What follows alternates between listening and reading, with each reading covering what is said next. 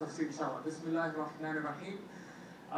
It's an honor to be here, inshallah. The Shaykh recited today Surah al-Anfal. So we're starting with a new surah, inshallah, after the recitation of Surah al-A'raf, as we've completed within 2 days, because it's a longer surah. Surah al-Anfal is a shorter surah compared to the other long surahs that we have been talking about. And we are in the 9th juz of the Quran. So almost 1/3 of the juz of the Quran has been completed. 1/3 of the Quran has been completed. 10th juz is almost here. What one has to recognize that the Mecca Quran, the Quran that was revealed in Mecca, makes up 2/3 or more of the Quran. If you really, you divide the book, most of the Quran that is here with us is the Mecca Quran. And the smaller portion of the Quran in 13 years of the life of the Prophet ﷺ is Madani Quran. And the last 10 years of Madani Quran. The first 13 years of the Quran that we're talking about, it's relating to Tawheed, Risala, meaning the worshipping one Allah, one Lord, the Messenger of God and His role. And then the third is Yawmul Qiyamah, the Day of Judgment and Accountability. Those are the major themes. And you're going to see these same themes in also Madani period, but Madani period has additional themes, okay? And one of them is jihad.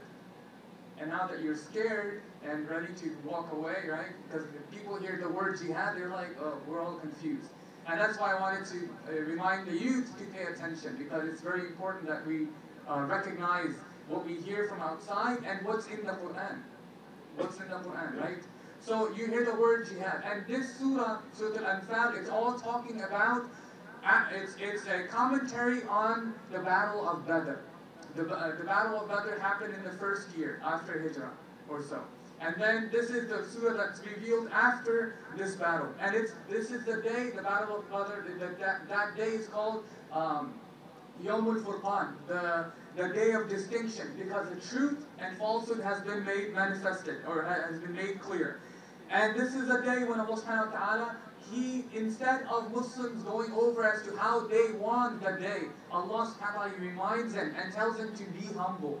This is a lesson. If you did not follow Allah and His Messenger, you would not have that victory, right? And the nasr and the victory is only from Allah. It's not from you.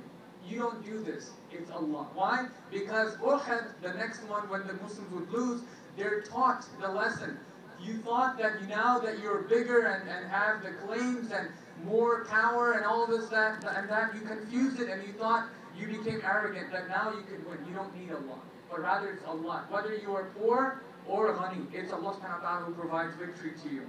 Now, the word jihad, I want to go back and I want to compare it with a few examples for our younger generation to understand what is jihad in Islam, right? Every Muslim is asked to do jihad when it's necessary. Jihad is this concept, and it's not something new in Islam. It has been in all of the previous religions. Hence, the distorted forms of Islam, right? Hinduism, Christianity, Judaism, they have all sorts of where they struggle, right? But in Islam, it's basically looking at how to correct a problem. Christianity looked at war and it says there's no concept of war. This ideal world, we don't even acknowledge war. Islam looks at it, and the Prophet ﷺ, he explains it, that he is, Allah subhanahu wa ta'ala is so merciful that he instead of turning away from that concept and totally neglecting it, Allah subhanahu wa ta'ala reveals guidelines for jihad or for any types of war that will happen. So people are not lost as to what is going on and how to deal with when there are wars. Because in real world, there are wars. Okay? And there are war crimes. And there are criminals. And there are people who do things, right? So jihad is like a mujahid is like a surgeon who's also going to cut you up, like a thief.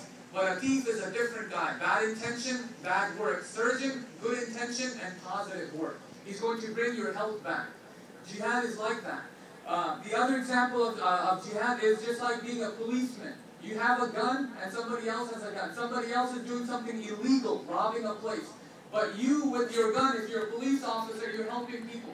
You're safeguarding and protecting their interests. And that's what jihad is all about. Jihad is not about all this idea of this offensive and defensive jihad, and Sheikh Bhuti, Ramadan Bhuti, he covers all these concepts in his book and his work. But I want to say one last thing about jihad is that it's not this concept of Muslims coming out of the Mecca and Medina and then terrorizing the entire world or forcing Islam on other people. Why? Because Islam is very clear that Islam is something that you practice based on what's in your heart.